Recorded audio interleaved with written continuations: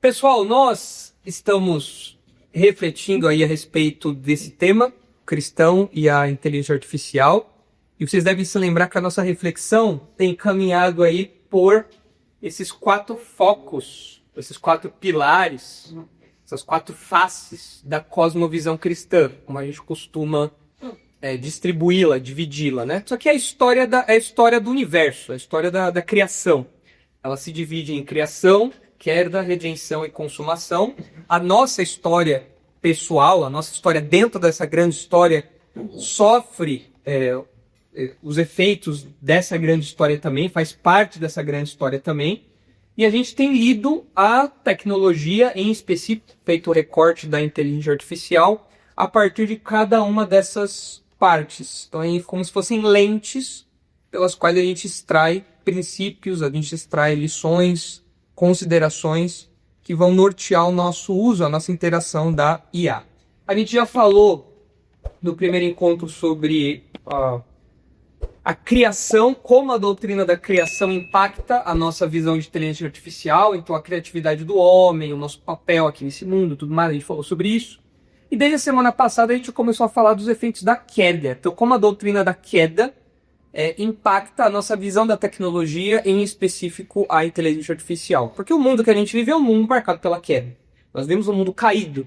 Queda é aquele evento de Gênesis 3, que marca a história da humanidade, a história do universo, porque o pecado entra no mundo com o pecado à morte e todas as consequências do pecado na nossa vida. Então, a partir disso, a gente tem algumas implicações para a inteligência artificial. Então, vocês devem se lembrar que na semana passada a gente falou de 2. Elas estavam conectadas, mas a gente apresentou elas em 2 pontos, né? Por consequência do pecado, o ser humano foi amaldiçoado com a dificuldade do trabalho e com a morte. Isso está lá em Gênesis, quando Deus amaldiçoa a terra, Adão, a mulher, a serpente. Dentre aquelas maldições, diz lá que o homem vai ter que ralar para conseguir o sustento, vai ser difícil, vai ser puxado, vai ter que trabalhar bastante. E ele vai voltar ao pó, porque ele é pó e ao pó vai voltar. Então a morte entra no mundo. O diabo tinha falado que não, aquilo que Deus tinha falado não tem nada a ver. Se você comer o fruto, você não vai morrer. Primeira fake news da história, foi lá, Adão e Eva comeram do fruto e a morte entrou no mundo. O que a tecnologia é uma forma de amenizar os efeitos disso, mas jamais irá neutralizá-los por completo. A neutralização completa dos efeitos do pecado, a anulação, a reversão completa dos efeitos do pecado, não só no nosso corpo, mas a nível universal, só no novo céu e na nova terra. Só lá que a gente tem essa reversão completa, certo? Ponto 2. Por causa da queda, o ser humano se afasta de Deus e vive de modo idólatra, colocando a criação como divindade. De fato, o homem usa a criatividade para a idolatria. A gente viu na semana passada até aquelas expressões religiosas associadas à inteligência artificial. Way of the Future, transhumanismo mormon, umas coisas meio estranhas que o pessoal tá desenvolvendo aí, tentando mesclar tecnologia com linguagem religiosa, com afeições religiosas, enfim. Então, só mais uma expressão de como o ser humano pode de fato transformar qualquer coisa em um ídolo, em uma suposta divindade, para trazer, para fazer o paraíso na Terra, como eles dizem. E hoje eu quero conversar um pouquinho com vocês, começar a falar a respeito disso daqui, que chega até nós de modo mais próximo. Não que o que a gente falou até aqui não chegue de modo mais próximo, mas eu acredito que ninguém aqui tenha contato com algum transhumanista mormon, alguém que tenha vindo do transhumanismo mormon, ou tenha adorado alguma divindade cibernética, coisa do tipo.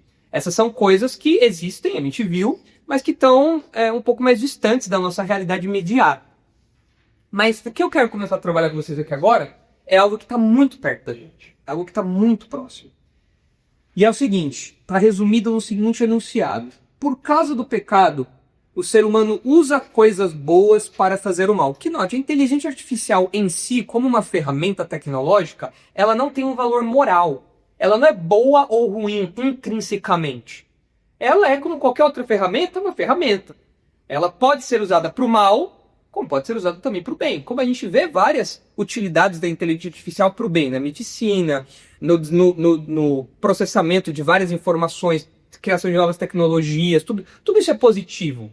Mas também pode ser usado para o mal. E por causa do pecado, esse uso do mal está sempre presente ali. Qualquer tecnologia, qualquer coisa que você desenvolver, que o ser humano criar, vai ter alguém pensando como eu posso usar isso para o mal. Como eu posso usar isso com o pecado, associado ao pecado, para o pecado, enfim. Isso expõe a natureza perversa do coração humano e coloca o crente em estado de alerta. E esse é o ponto que chega até nós. Porque a gente vai ver aqui alguns exemplos que você vai falar, nossa, mas isso é coisa de gente perversa, isso é coisa de gente má, isso é coisa de gente, assim, num nível de comprometimento moral, espiritual, extremo. Mas o fato dessas coisas todas existirem, desses usos existirem, faz com que a gente fique em estado de alerta. Porque, de algum modo, expressões disso podem chegar até a gente. De algum modo, a gente pode não só ter contato com isso, mas a gente pode, nós mesmos, pecarmos no uso dessas ferramentas de algum modo. Talvez não tanto quanto os exemplos que eu vou mostrar aqui, mas se você chegar perto disso, já é suficiente para você ficar preocupado. Então, isso tem que acender uma luz na nossa mente. Peraí, isso daqui é uma ferramenta que, por causa do meu pecado, eu posso usar isso para o mal. Eu posso usar isso de um jeito pecaminoso. Então eu tenho que estar vigilante da minha própria disposição, do meu próprio coração. Vamos ver rapidinho aí Mateus 15, só para a gente colocar como fundamento as palavras de Jesus, em que ele mostra para nós que o problema nunca ou pelo menos nesse caso aqui, né, o problema não é externo a nós, mas é interior a nós, nesse caso que a gente está tratando aqui. Mateus 15, 18 diz assim: mas o que sai da boca vem do coração. O coração é a sede do nosso ser, nossa mente, nossos pensamentos, nossas afeições, é o nosso ser interior. O que sai da boca vem do coração e isso que contamina o homem. Porque do coração procedem maus desígnios, homicídios, adultério, prostituição, furtos, falsos testemunhos, blasfêmias. As palavras de Jesus são bem claras aqui que o problema está na natureza perversa do coração humano. O problema não está no código binário que está lá sendo programado, o problema não está na máquina, no processamento, não. O problema está no coração humano. Todo mau uso de uma ferramenta vem do coração humano. Porque nós, no desejo de fazer o pecado, no desejo de agradar a nossa natureza pecaminosa, nós pegamos tudo aquilo que está ao nosso redor e empenhamos isso, colocamos isso a serviço do mal. Mas o problema nasce dentro de nós. Então a gente tem que partir desse pressuposto, dessa base aqui, para a gente tratar desses tópicos que vamos falar hoje. Então eu listei algumas áreas ou alguns subassuntos disso, para a gente ver como a inteligência artificial, de fato, ela tem exposto a natureza perversa do coração humano e como isso tem que nos alertar, tá bom? Em primeiro lugar, falar sobre mentira e falsificação. Como a inteligência artificial tem sido usada para promover mentira e falsificação. Vocês devem ter ouvido falar de deepfake. Já ouviram falar disso? Quem nunca ouviu falar disso? Quem não sabe o que é deepfake? Não sabe o que é deepfake, Sofia? Lucas também nunca ouviu falar o que é deepfake. Deepfake é quando você faz uma falsificação, uma simulação que parece extremamente real. Numa foto, num vídeo, numa imagem, qualquer coisa. Isso começou a circular um pouco, vocês devem se lembrar, em 2018, na época da eleição, acho que para governador, para presidente, não lembro, quando o João Dória foi encontrado lá no meio de um escândalo, lá no meio de uma coisa sexual lá, um escândalo sexual lá, e filmaram ele falou que era uma montagem. Mas era uma montagem muito realista. Eu não sei se aquilo era uma montagem mesmo ou não, não faço a menor questão de saber também se era uma montagem ou não. Não me surpreenderia se fosse, não me surpreenderia se não fosse. Ainda que eu acho que me surpreenderia mais se fosse, eu tendo a achar que aquilo não era uma montagem, mas enfim. Seja como for, aquilo, você olha que, nossa, parece uma coisa muito real. Tem o rosto dele, as expressões dele, aquela coisa toda. E aí o termo começou a ficar um pouco mais comum, assim, porque foi usado no contexto ali, no meio da época eleitoral, né? Ou próximo disso. Então, seria essa simulação, essas coisas... substituição do rosto de uma pessoa na outra, aquilo que a gente vê às vezes acontecendo de modo lúdico na internet, só que você tem várias camadas disso. Você pode chegar a níveis assim muito, muito fiéis que você não consegue praticamente identificar que aquilo é uma montagem, que aquilo é uma falsificação, né? Só para estimular aí um pouquinho, né, a nossa sensação de realidade, nossa noção de realidade, né? Eu trouxe aqui algumas fotos minhas para vocês. Eu quero que vocês me ajudem a dizer se é montagem ou não, tá bom? Tá, vamos ver. A Isabela julga não. Isso daí. Não é montagem. Montagem. É montagem ou não é montagem? Não? Hã? Acho que isso é Essa é de verdade? Só, darei que bateu, ó, Deus. E tá segurando isso, arte na mãe. Isso é verdade. Vocês sabem onde é isso daqui? Isso daqui é na caixa d'água do bombeiro lá na igreja. Tem que derrubar a muretinha lá. Pro Lucas não precisa ficar lá puxando água todo domingo à noite. Vai lá o pastor e arrebenta a marreta lá, o negócio pra poder escorrer a água. Então, Eu nunca saber dela. essa foto aqui. Essa daí Eu só acredito que é de verdade que eu só tu fone. Só pelo fone a gente acredita. Só pelo fone. Só pelo fone mesmo? Só pelo fone a gente sabe a verdade. É verdade. Apesar das más línguas, essa foto é verdade. Eu não tirei. Isabela tirou, é. Agora, essa daqui, vocês não. A própria vocês não vão adivinhar. Com certeza não vão adivinhar. Essa daqui só Só violino. Eu gostei do cabelo. vocês não vão adivinhar. Assim, o que denuncia que nada. A única coisa que denuncia que isso aqui é uma montagem é que o lóbulo. O meu lóbulo é aderido. Ah, é. E o lóbulo dele é. A única coisa. É, o nome é bem parecido. Se você não fala. Se eu não falo do lóbulo, ninguém percebe. De feio. Entendeu? Aí, ó. Você vê que. Só contar pra você pode isso. O cabelo, o porte, o fato de estar no avião, tudo isso daí corresponde à realidade. Né? Bom, brincadeiras à parte, assim, essas brincadeiras que a gente faz aqui, claro, isso daí a gente está falando de uma camada muito lúdica do que a inteligência artificial pode fazer, né? No passado, isso aqui demandaria muito trabalho, muito esforço. Você precisaria de um profissional do Photoshop, fazer toda a montagem e tal. Agora, você simplesmente vai lá, eu fiz isso aqui em 1 minuto. Só joguei uma foto, joguei a outra, e a inteligência artificial já faz toda toda a montagem, né? Agora, esse camarada aqui, ele fez uma sequência aí de montagens onde ele é substituído pelo Tom Cruise, né? Se vocês olharem, isso daí tá, assim... Se isso passa, você tá olhando assim... Parece o do Tom Cruise, parece mais real. O do Tom Cruise parece mais real que o real. Se você passa assim despercebido, você fala, nossa, mas... o Tom Cruise fez uma montagem com o negócio, começa a ficar... um pouco difícil da gente distinguir. Mas isso daqui ainda a gente tá falando de numa camada superficial ainda.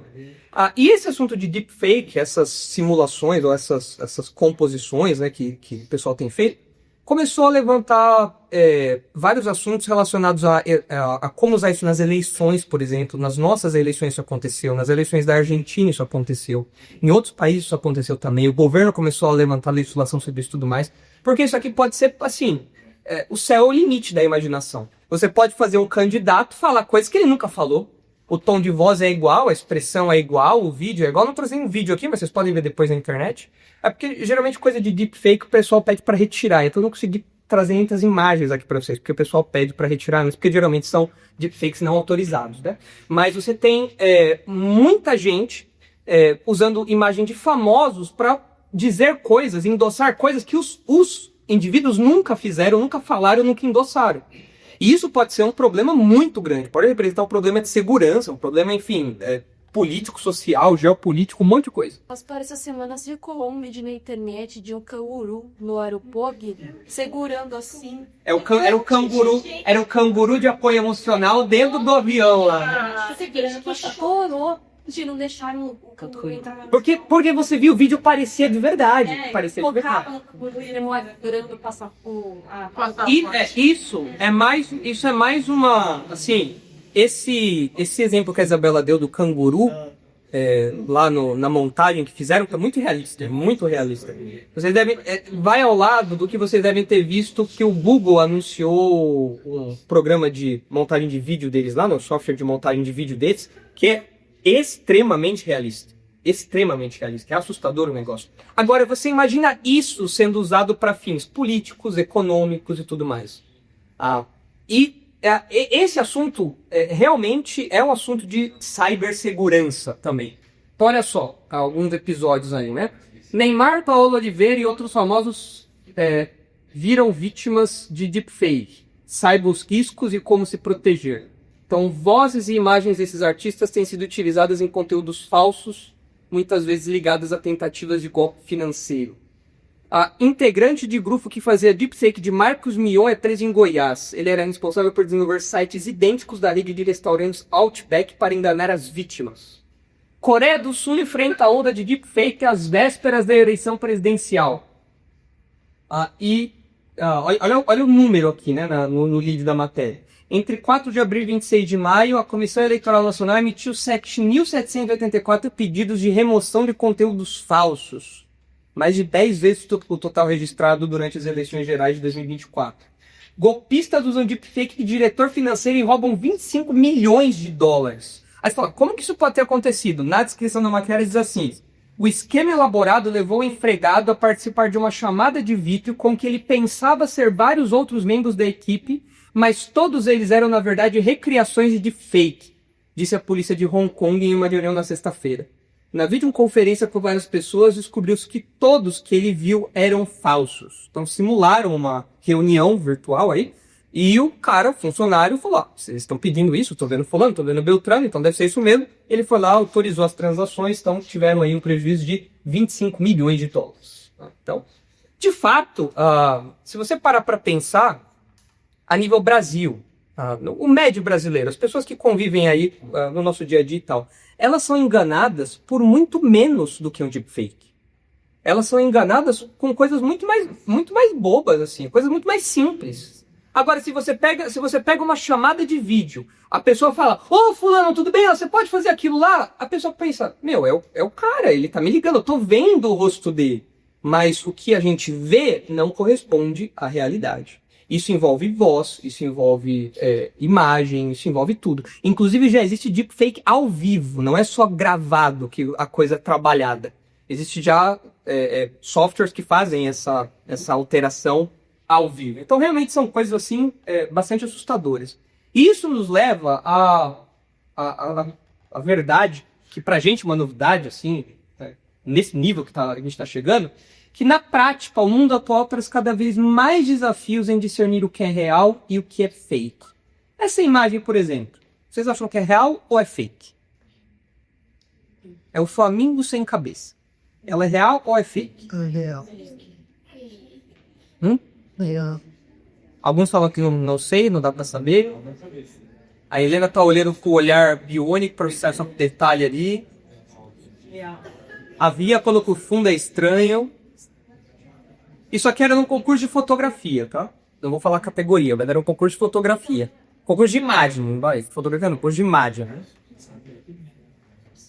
E aí? Eu acho Quem acha que é fake, levanta a mão. Quem acha que é real, levanta a mão. Real. Mas, olha só que curioso. O título da matéria: a realidade supera a IA. Esta fotografia conseguiu enganar o júri do concurso. Um fotógrafo apresentou uma imagem real na categoria inteligência artificial e conquistou o 3º lugar nessa categoria, além do voto popular. Você tem o Volt. Então as pessoas olharam a imagem, que realmente, você olha para o Flamengo sem cabeça, isso foi criado por uma inteligência artificial, uma coisa meio surrealista, né? Uma coisa meio bizarra.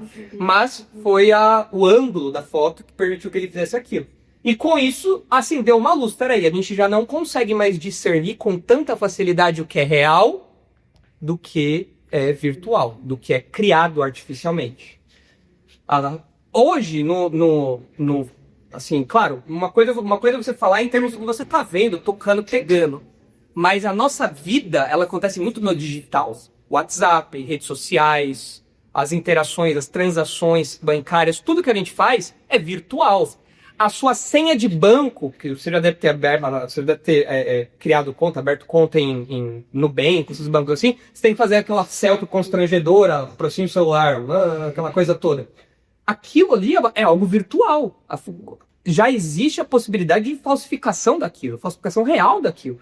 Aquilo que até então era uma coisa inviolável, era uma coisa que buscava não sei quantos milhões de pontos na sua cara, agora já você consegue chegar a um nível de falsificação extremamente precisa. E a gente perde a noção do que é real e do que é artificial. Eu não sei você, mas tem muitas imagens que eu vejo na internet, tipo a do canguru, que eu falo, será que isso daqui é montagem ou não? E você tem que ficar caçando com atenção. Não é como aquelas montagens de 2015 ou 2010, que você olhava, que coisa tosca, né? Não! E não é mais uma coisa que você precisa de um mega estúdio para produzir. Não, você entra lá num sitezinho, lá, sobe um negocinho lá e faz o negócio, fica perfeitinho, fica redondinho. Um negócio popular, acessível. E isso, claro, tem várias implicações para nós. É um livro que eu comecei a folhear. É um livro grande, não sei se eu vou conseguir ler ele inteiro, mas eu comecei a folhear, achei interessante a proposta. É de um matemático cristão chamado John Lemons. Ele diz o seguinte: para enfrentar esses perigos é fundamental que os cristãos estejam vigilantes, cultivem habilidades de pensamento crítico e se apeguem a princípios éticos tanto em suas interações online quanto na forma como consomem conteúdo digital. Se a gente já tinha que ter, por natureza na nossa vida, por vivermos num mundo cercado de mentiras, de engano e tudo mais, se no mundo concreto, no mundo real, assim, no mundo dos objetos, né, palpáveis, a gente já tinha que ter um discernimento e um cuidado muito grande, agora, com o potencial da inteligência artificial, isso vai para um nível muito alto. E isso tem impactos muito grandes. Mas, nesse primeiro ponto aqui, da mentira e da falsificação, deixa eu dar uma pausa, porque isso tem um outro desdobramento que eu vou tratar no próximo ponto. Vamos parar aqui e fazer algumas considerações em cima disso. Então, em primeiro lugar, o mal se refina com o passar do tempo e se aproveita dos recursos disponíveis em cada época de forma criativa. Romanos 1,30 fala que os ímpios são inventores de males. São as pessoas que ficam maquinando, pensando em como elas podem promover o mal, promover o engano, promover o erro, promover a falsidade. Como que eu posso usar disso para tirar algum benefício? Como que eu posso usar disso para fazer alguém se dar mal? Como que eu posso fazer isso? Isso é a evidência de que o ser humano vai refinando a sua maldade ao longo do tempo. A tecnologia vai se tornando mais avançada e não é só a tecnologia que se torna mais refinada. A maldade vai se tornando mais refinada também. O mal vai se refinando com o passar do tempo. Eles são, de fato, inventores de males. É isso que Romanos 1,30 diz. O falso testemunho do passado, quando você falava uma mentira de alguém, era apenas verbal. Tanto que quando a Bíblia condena o falso testemunho, não tinha lá uma imagem, um deepfake para você condenar. Olha, eu vi o Evaristo fazendo tal coisa lá. Cadê a prova? Tá aqui uma deepfake do Evaristo lá. Não era assim. Antes era tudo verbal. Mas se no passado era apenas verbal, agora pode assumir também caráter gráfico. E isso daí começa a complicar muitas coisas que até para a nossa cultura, para a nossa cultura geral, era algo inquestionável. A gente falou que uma imagem vale mais que 1000 palavras, mas e agora? A imagem também pode não corresponder à realidade. Ainda que pareça ser muito realista, pode ser falso. Qual vai ser o critério agora? A gente não pode mais confiar naquilo que a gente vê. Então, de fato, o mal vai se refinando. A gente tem que ter isso em mente. Segundo lugar, a Bíblia condena o falso testemunho. Aí Deuteronômio 5:20, quando fala de falso testemunho, é o que eu acabei de falar para vocês aqui. É você atacar alguém, você falar contra alguém de modo falso. Você acusar de alguma coisa que não corresponde à realidade para prejudicar aquela pessoa. E a Bíblia condena isso. Todos concordamos com essa afirmação. Apontando seus terríveis efeitos sobre as vítimas. Se vocês olharem aí Provérbios 25:18, vocês vão ver a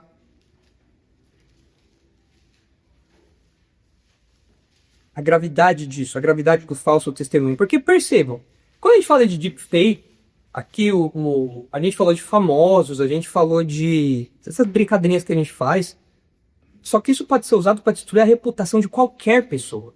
A sua reputação pode ser destruída por causa disso. Eu, como pastor, podem acabar com o meu ministério se, usando de uma imagem dessa, me colocam num contexto onde é inadmissível que o pastor esteja. Participando de uma orgia, participando de um assalto, participando de uma reunião com gente podre. Qualquer contexto em que usa um deepfake, até você ter que se explicar, você já colocou a pessoa em xeque. Se não em xeque-mate. Então isso tem efeitos muito terríveis, tem efeitos muito desastrosos. E se no passado o falso testemunho era só falado, então era palavra de um contra outro, agora o problema é que você tem imagem. Até você explicar que aquilo é uma montagem, até você ir atrás de recursos. E muitas vezes você olhando aqui e fala, olha, eu não consigo identificar isso, eu não consigo identificar aquilo, porque o negócio está muito bem feito. A reputação já foi quebrada porque já está com uma pulga atrás da orelha. E isso de qualquer um. Seu amigo de faculdade pode fazer isso com você para puxar seu tapete, seu colega de trabalho, pessoas da sua família, inimigos, no caso dos pastores, inimigos de ministério, incrédulos mal intencionados.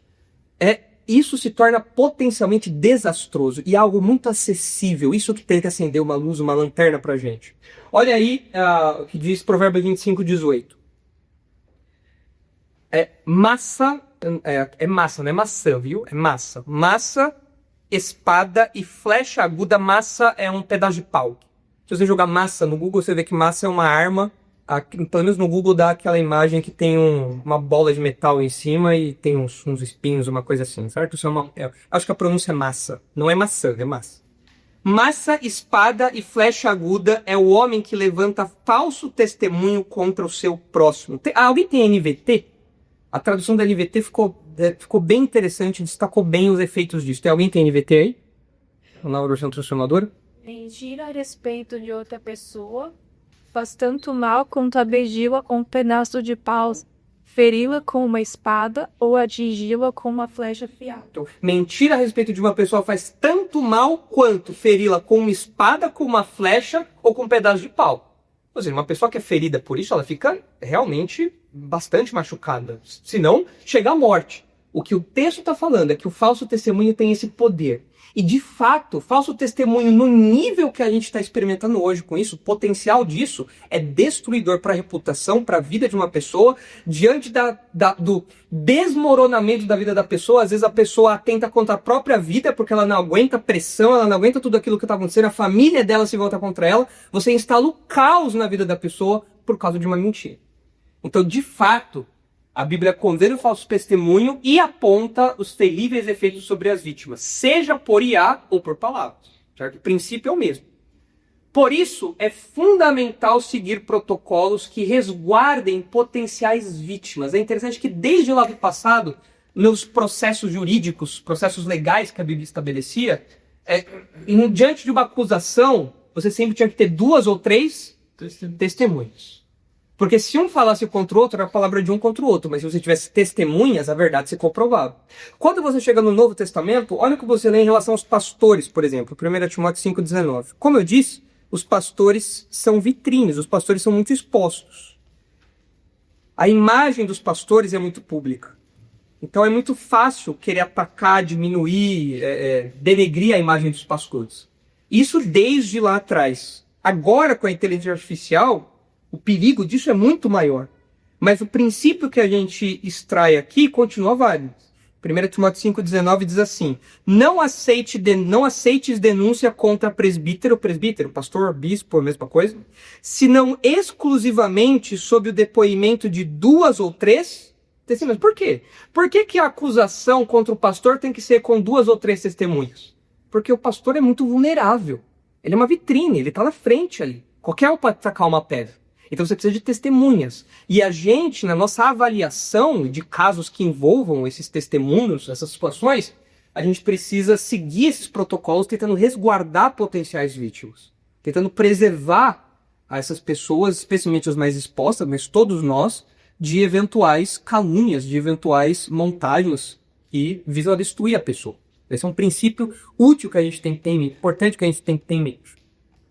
Além disso, terceiro lugar, mentira e engano são características do homem caído. Se vocês olharem Romanos 1, vocês vão ver que Paulo descreve os incrédulos como sendo marcados por mentira e engano, ou dolo. Dolo é engano, é o desejo de prejudicar a pessoa, né? Enganar a pessoa para ter alguma vantagem ali. Olha só o que diz aí Romanos 1, 28 a 31. Olha a lista dos adjetivos aí que Paulo aplica para os ímpios, para quem não é crente. E por haverem desprezado o conhecimento de Deus, o próprio Deus os entregou a uma disposição mental reprovável para praticarem coisas inconvenientes, cheios de toda injustiça, malícia, avareza e maldade, possuídos de inveja, homicídio, contenda, dolo, engano e malignidade, sendo difamadores, caluniadores, aborrecidos de Deus, insolentes, soberbos, presunçosos, inventores de males, desobedientes aos pais. E Paulo continua a sua lista falando de insensatos, pérfidos, sem afeição natural e sem misericórdia. Agora você olha o 3,13. E no 3,13, ele, falando dos ímpios, ele diz que a garganta deles é sepulcro aberto, com a língua urdem engano. Ou seja, com a língua eles enganam, eles mentam, eles levam as pessoas ao erro, falam mentira sobre os outros. Veneno de víbora está nos seus lábios. Mas em contraste, o homem regenerado é marcado pela verdade. Então uma pessoa que faz uso desse tipo de recurso para denigrir alguém, Jesus vai ler em Colossenses 3, vocês vão ver que essa pessoa ela está próxima de um comportamento ímpio, não de um comportamento cristão. Isso deveria ser óbvio, mas hoje em dia a gente tem que falar obviedade até para os crentes, né? Então, Colossenses 3, 9 e 10 diz assim: não mintais uns aos outros, uma vez que vos despistes do velho homem com seus feitos. Paulo está falando assim, olha, quando vocês eram incrédulos, vocês eram dirigidos pelo velho homem. Esse é o velho homem de vocês. Agora vocês não podem mais mentir, porque vocês jogaram o velho homem fora. No lugar disso, ele diz, e vos revestistes do novo homem, que se refaz para o pleno conhecimento, segundo a imagem daquele que o criou. Então agora, no novo homem, não pode mais ter mentira. Em Efésios, Paulo fala que no lugar da mentira, o crente tem que colocar a verdade. Isso deveria ser óbvio, que o crente está ligado à verdade. Quem está ligado à mentira é o ímpio. Quem promove esse tipo de coisa é o ímpio. Qualquer campanha de difamação, qualquer campanha de manipulação dessa natureza, isso é característica de ímpio. O crente não se envolve, não aprova, não endossa essas coisas. Porque nós somos arautos da verdade. Quarto lugar, a ameaça da mentira vem também do próprio diabo. Não é só o nosso coração que é mentiroso, mas o próprio diabo, por ser afetado pelo pecado também, por ser um pecador, é enganador, o enganador por excelência. Enganador por excelência, porque desde lá de Gênesis, ele foi quem levou Adão e Eva ao engano, especialmente Eva ao engano. Se vocês olharem em João 8,44, são as palavras de Jesus a respeito do diabo. Diz assim, João 8,44. Vós sois do diabo, que é vosso pai, e quereis satisfazer-lhe os desejos. Ele foi homicida desde o princípio e jamais se firmou na verdade, porque nele não há verdade. Quando ele profere mentira, fala do que lhe é próprio, porque é mentiroso e pai da mentira. Se vocês olharem em 2 Coríntios 11, vocês vão ver um exemplo disso no campo dos falsos ensinos, mas que não deixa de ter relação com o que a gente está falando aqui. Seria uma ilustração, isso que a gente está falando seria uma ilustração dessa mentira em ação. 2 Coríntios 11, 13. Porque os tais são falsos apóstolos, obreiros fraudulentos, transformando-se em apóstolos de Cristo. Eram falsos mestres que se diziam apóstolos. E não é de admirar, porque o próprio Satanás se transforma em anjo de luz. Não é muito, pois, que os seus próprios ministros se transformem em ministros de justiça, e o fim deles será conforme as suas obras. Um deepfake espiritual. Eles se fingem de bons, mas na verdade são falsos mestres. Mas eles se pintam como pessoas de justiça e tudo mais. Então, quem faz esse tipo de coisa é o diabo, é o próprio Satanás. Sim, os cristãos devem ser o povo mais esperto que existe. Infelizmente, a gente não, né? O meio evangélico em geral. Infelizmente, o meio evangélico está bem longe disso. E a gente tem que ser o povo mais esperto que existe por uma questão de sobrevivência. Jesus falou, eu estou enviando vocês como ovelhas para o meio de lobos. Portanto, sejam simples como as pombas, mas sagazes como a serpente. Essa é uma ilustração de Jesus, que Jesus escolheu a serpente para falar de eu não gosto muito de cobra, né? Mas eu entendo o que Jesus quer dizer aí, porque a serpente, de fato, ela é astuta, ela é esperta, ela é sagaz. O crente, ele tem que ser esperto também, ele tem que ficar atento ao que acontece ao redor, ele tem que estar sempre ligado, antenado, vigilante, ele não pode dormir no ponto, não pode vacilar. Mas pro mal, ele tem que ser inocente como uma pomba, ou seja, significa que pro mal, o crente não é alguém malicioso, o crente não é alguém que faz mal para os outros. Isso envolve a nossa sobrevivência, porque nós estamos no meio de uma geração má, nós estamos no meio de um povo mau. nós estamos no meio de mentirosos, de enganadores, de pessoas que desvirtuam a realidade, desvirtuam a verdade para obter lucro pessoal. E se você não for esperto, você cai nisso. E eu não só estou falando aqui de falsos ensinos. Trazendo para o nosso assunto aqui, você cai em golpes, você cai em um monte de outra coisa que pode acontecer. Em discursos que não são verdadeiros, porque aquela pessoa não falou aquilo, foi uma montagem. E várias outras coisas que podem ter relação com isso daí. E isso, essa esperteza que o crente tem que ter, envolve, em primeiro lugar, ser diligente na avaliação do que ouve, ou no nosso caso aqui, naquilo que vê. Provérbios 14 destaca isso de modo bem direto. Provérbios 14, 15 diz assim: o simples, o ingênuo, dá crédito a qualquer palavra, a toda palavra, mas o prudente atenta para os seus passos. A ideia aqui é que a pessoa que não tem discernimento, não tem sabedoria, ela acredita em qualquer coisa que fala para ela. E no nosso caso, ela acredita em qualquer coisa que ela vê. Nossa, você viu que apareceu tal coisa? Você viu que falaram aquilo? Você viu aquilo? Nossa, eu vi um vídeo no TikTok que aconteceu isso, aquilo. Você viu o canguru dentro do avião? A pessoa, ela não, em nenhum momento ela questiona, será que isso é verdade mesmo? Será que isso daí aconteceu de verdade? Será que essa imagem, ela não tem esse dispositivo de dúvida, de esperteza, peraí, isso aqui tá muito estranho, tá muito mal contada essa história, deixa eu ver se é isso mesmo. Ela não tem isso. Em contraste, o sábio é alguém que pensa bem onde ele vai pisar. Peraí, deixa eu ver se aqui eu verifiquei, aqui eu posso pisar. Deixa eu ver aqui agora, aqui eu conferi, eu fui lá, olhei, aqui eu posso pisar também. Ele é preocupado com isso. O ingênuo não. Então nós, como crentes, nós temos que ser o povo mais esperto da Terra por uma questão de sobrevivência. E isso envolve eu ser muito crítico, muito cuidadoso em abraçar ou não aquilo que eu ouço, aquilo que eu vejo. Não só em termos de doutrina, que é principalmente o que a gente fala aqui na igreja, mas no nosso assunto, em relação a coisas que podem não corresponder à realidade. Uma mentira, um falso testemunho, qualquer coisa do tipo. E além disso, envolve também tomar cuidado com a exposição pessoal irrefletida. Se as pessoas podem fazer um deepfake com você, em termos de... com sua imagem, né? Em termos de banco de dados que essa pessoa vai ter, se você é uma pessoa que se expõe demais, essa pessoa vai ter muitas informações sobre você para isso. Ela vai ter foto de vários ângulos, de várias luzes, vários recortes. Ela vai saber onde os lugares que você vai saber o seu tom de voz, vai saber o seu linguajar, o que você fala. Vai ter um arsenal de informações que essa pessoa pode usar contra você para te destruir. Numa montagem muito bem feita, todas essas coisas são colocadas lá e você acaba, sem querer, dando munição para isso. Em Provérbios 13, falando sobre aquele que é muito boca aberta, Provérbios diz: o que guarda a boca conserva sua alma, protege sua vida. Mas o que muito abre os lábios a si mesmo se arruína. Naquela época não tinha rede social. A rede social era a porta da cidade, era a praça, onde a galera ia conversar.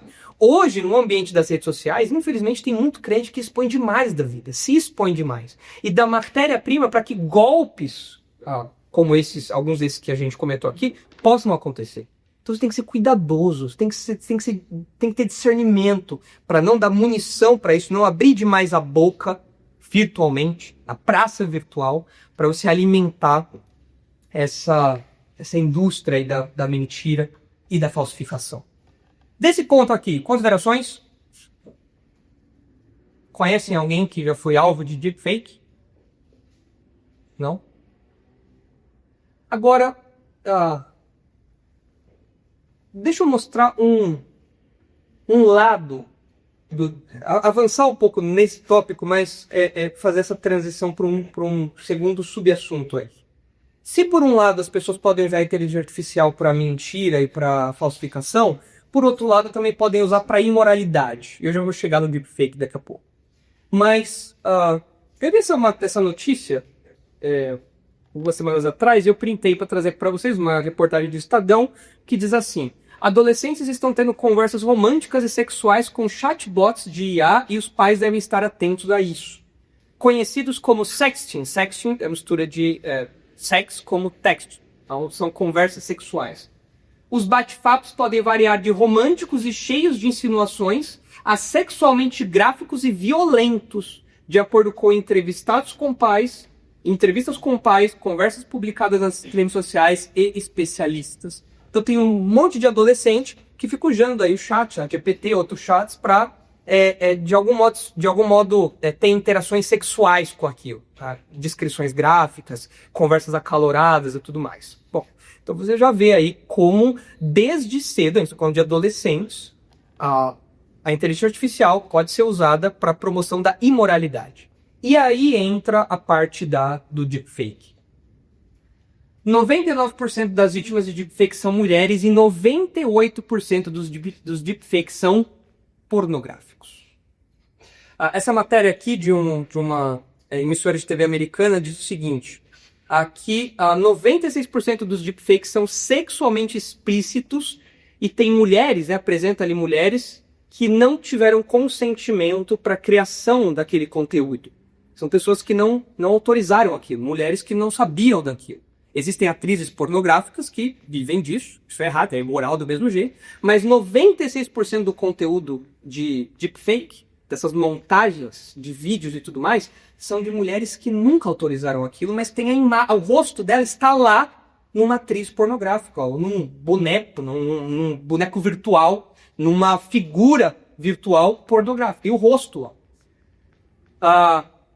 E esses vídeos, eles são vendidos, eles são oferecidos, nessa reportagem aqui, um editor de vídeo oferecia pelo Discord fazer um vídeo de 5 minutos de uma montagem deepfake com uma garota, não sei como traduzir esse conceito aqui.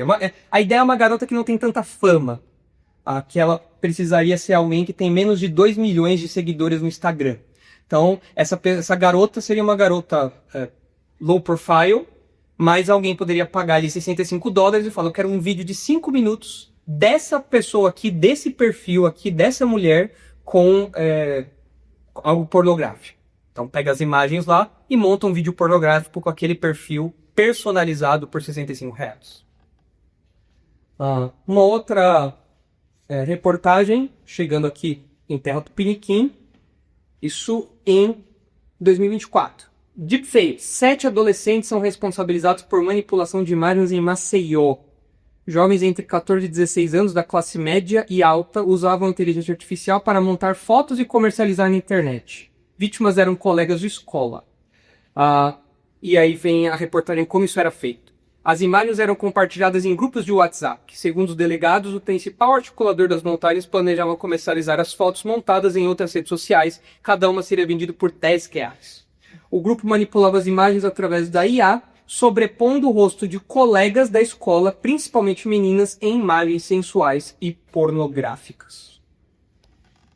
Isso daqui eu não sei quanto a vocês, mas isso daqui eu acho bastante perturbador. Isso é muito perturbador. Porque a gente está falando de um uso da inteligência artificial para propósitos pornográficos em que as moças, as mulheres, nem sabem disso.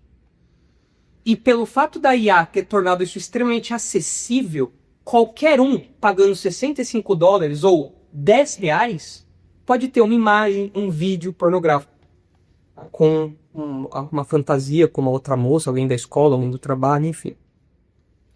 Isso daqui eu acho que é um exemplo muito caricato de onde como o pecado humano pode usar uma ferramenta para propósitos terríveis. Isso a gente está falando aqui de mulheres, mas você pode aplicar isso para qualquer outro tipo de pecado correlacionado à imoralidade. Pedofilia. O inferno, quando eu falar o céu é o limite, o inferno é o limite.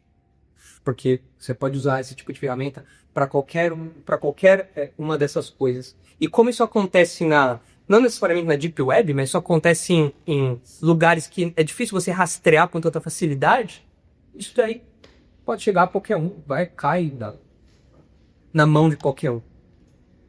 Considerações em cima disso. Em primeiro lugar, a imoralidade é fruto da natureza carnal. Lá em Gálatas 5, se vocês olharem, quando Paulo descreve o fruto da carne, ou seja, aquilo que a carne produz, a nossa natureza pecaminosa produz, Paulo abre a lista usando 3 pecados de natureza sexual.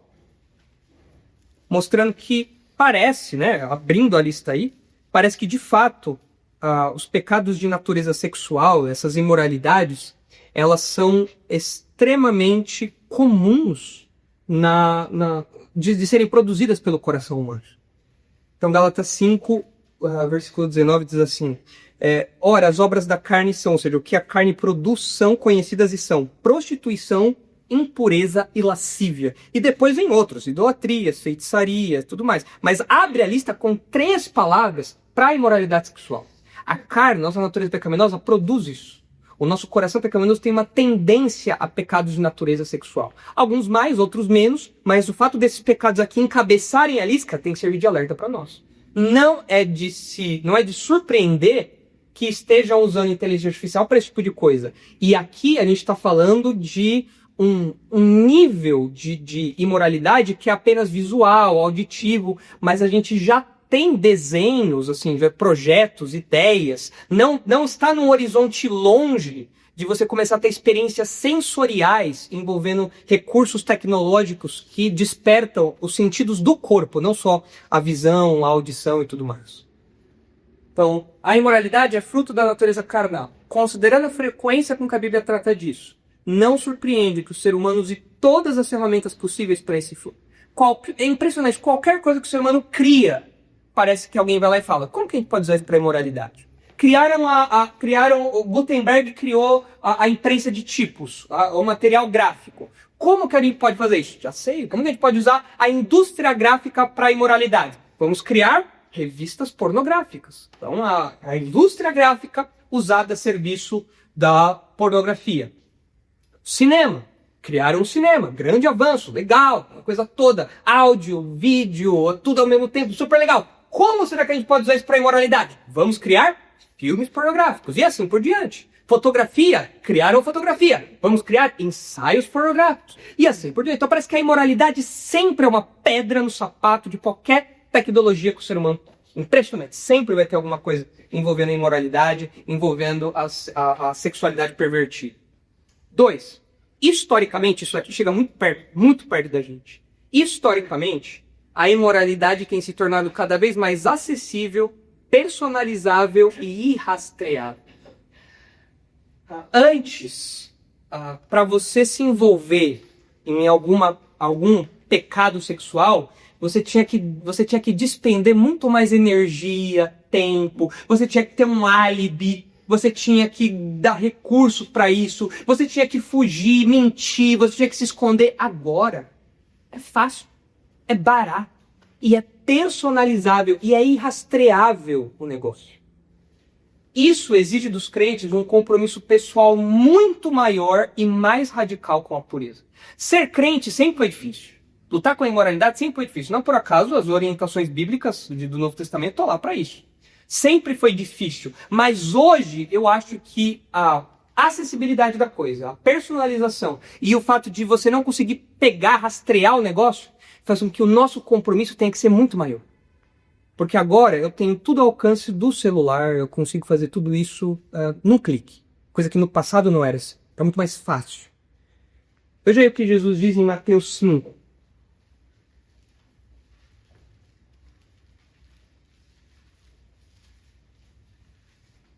Mateus 5, 27. Ouviste do que foi dito, não adulterarás. Eu, porém, vos digo. Jesus aqui, como a autoridade que ele tem, ele coloca o sarrafo mais lá em cima. Ele aumenta o padrão. A questão não é só você não concluir o ato de adultério. É mais do que isso. Eu, porém, vos digo. Qualquer que olhar para uma mulher com a intenção impura no coração, já adulterou com ela. Já é pecado. Se o teu olho direito te faz tropeçar, arranca-o e lança-o de ti. Pois te convém que se perca um dos teus membros e não seja todo o teu corpo lançado no inferno. E se a tua mão direita te faz tropeçar, corta e lança de ti, pois te convém que se perca um dos teus membros e não vá todo o seu corpo para o inferno. Note aqui que a radicalidade que Jesus está ensinando. Se for preciso você perder o olho, perca. Se for preciso você perder uma mão, perca. Mas a sua luta contra o pecado tem que te envolver por inteiro. A sua luta contra o pecado tem que ser radical. E ele fala isso no contexto especificamente do pecado da cobiça, que ele leva ao coração. O adultério, aqui, ele leva ao coração. E Jó 31, nós já lemos esse texto na nossa série anterior de Temor do Senhor, é o exemplo do que Jó fez e que os crentes têm que fazer também. E que nos nossos dias é um compromisso muito mais... que se desdobra em muito mais plataformas do que na época de Jó. Jó não tinha rede social na época. Quando ele falava de olhar para uma moça, era ver a moça se banhando, era ver a moça passando na rua, era uma coisa corriqueira ali. Agora a gente não, a gente pode estar dentro de casa, trancado no quarto com tudo fechado, e a gente ainda assim está vendo outras moças, outras pessoas e tudo mais. Então em outras plataformas o nosso compromisso se torna mais abrangente. O exemplo de Jó aqui é o seguinte: fiz aliança com os meus olhos. Como, pois, os fixaria em uma donzela? Ou seja, eu fiz um trato com os meus olhos, eu fiz um compromisso com os meus olhos. Eu não vou olhar com desejo para outras moças. Então, esse compromisso na nossa geração tem que ser um compromisso muito maior e mais radical. Porque a gente está falando de níveis de imoralidade que estão crescendo a galope e que estão chegando até a gente sem a gente ir atrás, buscando, procurando. As coisas simplesmente vão se mostrando, as coisas simplesmente vão acontecendo, é divulgado, a gente vê, gente, amigo, colega, aquela coisa toda acontecendo e a gente tem que, não, eu não vou me envolver nisso. Eu vou vigiar o meu próprio coração e não vou me deixar seduzir, não vou deixar me envolver por essas coisas. E por fim, em terceiro lugar, ferramentas de IA e metaverso. Aqui o metaverso é um conceito que a gente não conversou aqui ainda, mas você já tem a ideia do metaverso, essa integração do mundo virtual com o mundo real também, e você já tem ideias, projetos mirabolantes ou não, executáveis ou não, de como integrar o mundo virtual com o mundo físico. Então, se você pensar no que a gente está falando de deepfake, com essas integrações, você cria uma coisa, eu não sei vocês, eu acho mais perturbadora ainda. Porque envolve uma imersão completa dos seus sentidos nisso. Não só dos seus olhos, dos seus ouvidos, mas de todo o seu corpo. Eu não duvido que daqui a algum tempo nós falemos de robôs sexuais, máquinas voltadas para esse tipo de coisa, que simulem a vida sexual, que simulem toda a experiência sexual de um modo extremamente personalizável. Isso não, a gente não está falando de uma coisa distante, utópica. O ser humano conseguiu chegar num ponto tão baixo em que isso daí já virou um setor, já virou uma indústria. Então, ferramentas de IA e metaverso podem dar ao imoral a chance de experimentar visual e sensorialmente realidades que antes só estariam em sua mente perversa. Trata-se de um pecado além da imaginação, que já é condenado por Jesus no texto que a gente acabou de ler. Se você imaginar, você já pecou. Mas isso aqui está além da imaginação, porque não é só a imaginação. Eu estou vendo, eu estou sentindo, o meu corpo está sendo estimulado. E é anterior à concretização em si. Então o rapaz, o perverso imoral, ele deseja aquela moça, mas ele nunca pode ter aquela moça. Então ele projeta essa moça em inteligência artificial, faz essa deepfake, integra isso com o maquinário e agora ele consegue desfrutar daquela realidade com o próprio corpo dele. Não é aquela moça, mas chega muito perto daquilo na experiência dele. Isso é perturbador. Isso é muito perturbador. Isso mostra como a gente deu um passo a mais, a nossa sociedade deu um passo a mais em direção a ser mais pornográfica, mais imoral, mais baixa. É uma evolução assustadora e repugnante da pornografia, que pode usar da identidade alheia, nesse caso sem consentimento, para satisfação própria. Se tem um perverso no nosso meio, e ele quer satisfazer os desejos dele, as imaginações, as fantasias dele, ele simplesmente pega a imagem de uma moça, ou uma moça pega a imagem de um rapaz, põe lá na inteligência artificial, tem toda aquela experiência, no futuro integrando isso com máquinas e tudo mais. É uma pornografia materializada. Não sei se esse termo. É uma pornografia materializada. A nossa sociedade conseguiu se afundar ainda mais. Agora é curioso que 1 Tessalonicenses 4, quando nada disso existia, essas tecnologias existiam, 1 Tessalonicenses já lançou os fundamentos de como que o crente lida, como que Deus vê a imoralidade. 1 Tessalonicenses 4:3. Pois esta é a vontade de Deus, a vossa santificação, que vos abstenhais da prostituição. Prostituição como uma imoralidade sexual.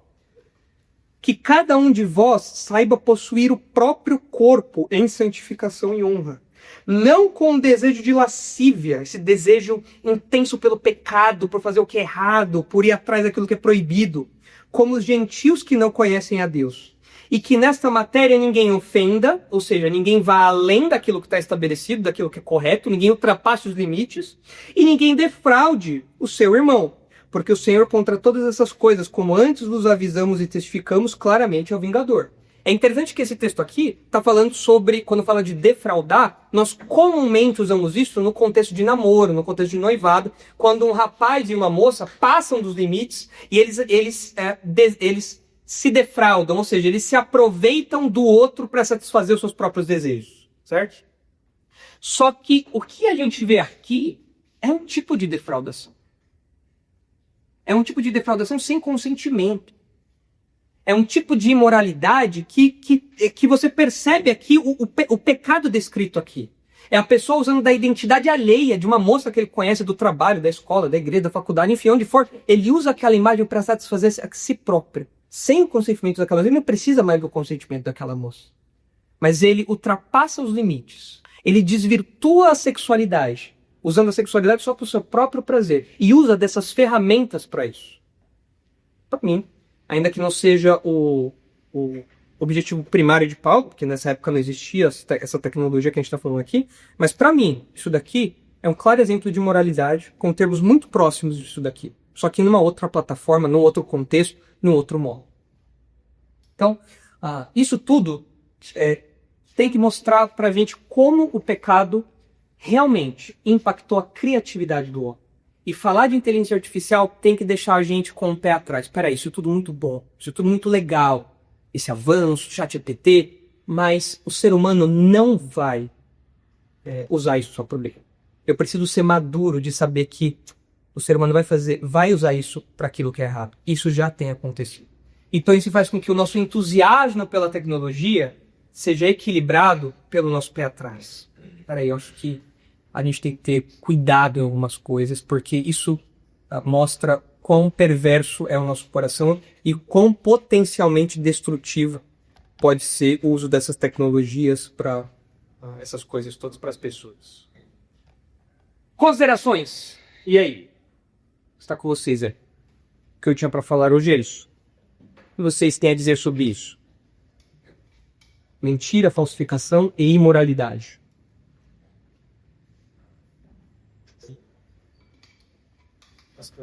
Diga, tô pensando nesse negócio na criação de filhos também. Antigamente os pais utilizavam para preocupar com os pessoal no parquinho, para não cair numa trapadiça. Agora a gente passou por uma geração e dá o celular pro filho. Ele já tem acesso a coisas erradas. Com a inteligência artificial ele vai nascer num mundo que é cada vez mais fácil de desenvolver com coisas erradas. Sim. Então a responsabilidade dos pais aumenta. É um universo muito maior para você criar, para você educar, para você orientar seu filho. O que mais?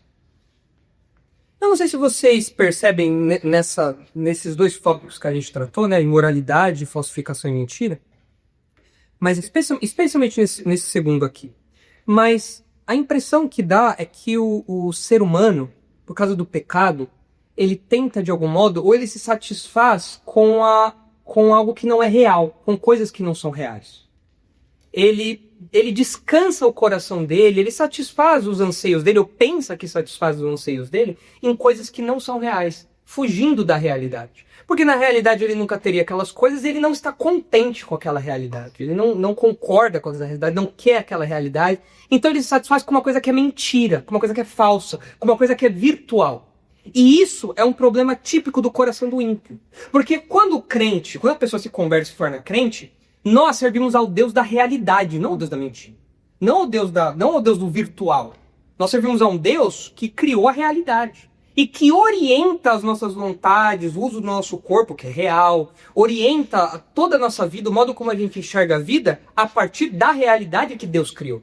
Então a nossa vida sexual, ela é orientada pela palavra de Deus, ela é dirigida pela palavra de Deus, ela é vivida sobre a palavra de Deus, levando em conta os princípios da palavra de Deus. A nossa realidade é reorientada. E eu não preciso ficar me satisfazendo em realidade virtual, porque eu tenho uma realidade verdadeira, a realidade real, se é que dá pra ver isso, né? A realidade real. Porque agora a minha mente nova, renovada, transformada, porque eu creio no Evangelho, eu penso em alinhamento com a realidade. Porque Deus que criou essa realidade me deu uma mente para entender isso e viver de acordo com isso. O ímpio não. O ímpio não, ele não quer essa realidade, ele não satisfaz com a realidade. Sexo é algo entre homem e mulher casados. Não. Eu quero viver a sexualidade do jeito que eu quero. Então ele se perverte. Vem uma tecnologia, ele coloca essa tecnologia a serviço dessa perversão, mudando a realidade, querendo fugir da realidade daquele padrão. O crente não. O crente fala, essa é a realidade, esse é o modo como Deus criou as coisas. É assim que tem que ser vivido. Eu vou me adequar a isso, eu vou viver isso, eu vou me sujeitar a isso, e eu vou realmente desfrutar dessas coisas. O crente é o arauto também. Se você pensar em outros assuntos que a gente vê por aí, transgenerismo, o pessoal transgênero, isso é uma fuga da realidade. Isso não é algo real.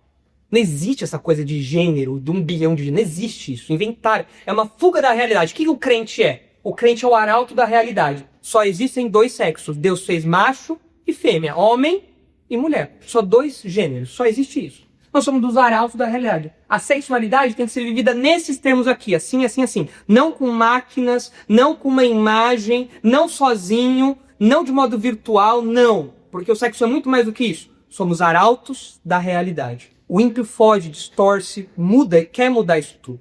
Nós não, nós somos arautos da realidade. Nós usamos ferramentas digitais, não tem problema. Mas nós colocamos isso sujeitos aqui aos princípios da palavra de Deus. Isso faz parte da nossa leitura da realidade. O que mais? Diga, Júlia. Esta eu achei recente, tá ali. Porque passado teve esse caso idêntico. No colégio militar também. Em que eu até achei que é o mesmo. Mas acho que foi no outro sábado. Que os meninos começaram a pegar imagens de colegas da mesma turma e fazer montagens e estavam nuas e eles começaram a vender dentro da escola, vocês mais. E postavam em grupos de WhatsApp e forneceram algo muito distante, tipo, eu ouvia assim, pessoas falando sobre isso, tipo, que isso acontecia, mas eu falava, muito distante da nossa realidade. E não é? Mas quando aconteceu, e muito perto da gente, porque como é um sistema único, a gente tem contato com o pessoal de lá, então eles falaram que foi muito triste a situação. Pra todo mundo, pra escola, pra reputação da escola, pras meninas, pras famílias. Ronaldo Reino. Ixi, que assustou. E isso destrói, isso tem o potencial de destruir a reputação de uma moça pro resto da vida. E isso tem que acender pra gente uma luzinha. A gente não tá falando de uma coisa distante. Isso acontece só com gente famosa e tudo mais. Dentro de você tem um coração pecador. E você convive com pessoas pecadoras. O potencial para isso daqui está dentro de todos nós. Quem nos impede de fazer isso é o Espírito Santo. É a graça de Deus que nos impede de chegar nesse buraco, que nos tirou desse buraco e nos segura. Caso contrário, a gente estaria endossando e não vendo, no mínimo não vendo problema nesse tipo de coisa. Mas é algo que faz parte do nosso contexto caído. É isso. Próximo da gente. O que mais? Acho que essa ideia de pensar o óbvio, né, que é essa ideia de que o homem corrompe tudo, né? O ponto inicial. Quando você começa a pensar em toda a história humana, você vê que é exatamente isso. Parece que a gente, ao invés de estarmos mais inteligentes, como a maioria pensa, a gente fica mais burro, né? Todo ser humano. Porque a mesma coisa acontece, Deus criou uma pedra e o ser humano foi lá e matou igual com a pedra. Foi só uma vez.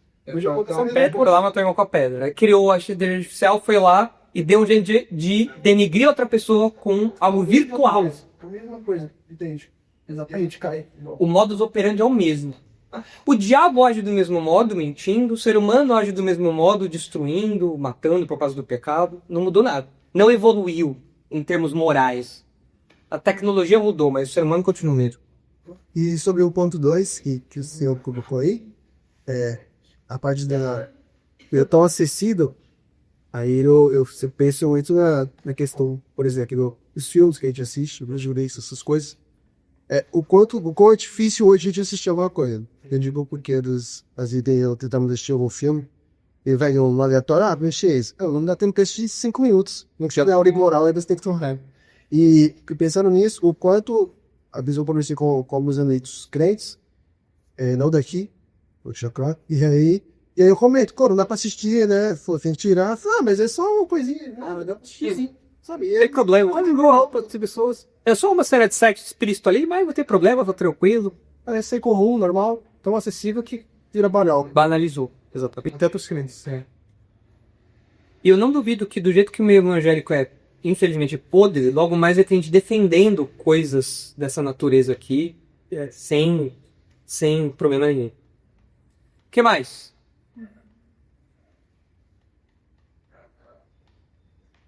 Então, beleza. Semana que vem a gente continua falando sobre alguns outros pecados que estão associados aí à inteligência artificial, falando de manipulação, pragmatismo, enfim, tem algumas coisas aí que... Essa parte, ela é uma parte ruim, né? Ela é uma parte pesada, ela é uma parte que nos causa uma sensação ruim. Porque o pecado causa isso na gente. O pecado é algo ruim. Tem que causar algo ruim na gente. Você fala, poxa, como uma coisa tão boa é usada desse modo? Bem-vindo ao mundo onde o pecado existe. É isso. Então, e a gente tem que ficar esperto. Porque a gente não está livre de usar as ferramentas desse jeito. Esse é o alerta que tem que ficar pra gente. Vamos orar? E aí a gente está despedido pro nosso brunch. Senhor, nós agradecemos porque o Senhor nos livrou da mentira. O Senhor nos livrou do engano. Obrigado porque nós não somos mais escravos disso.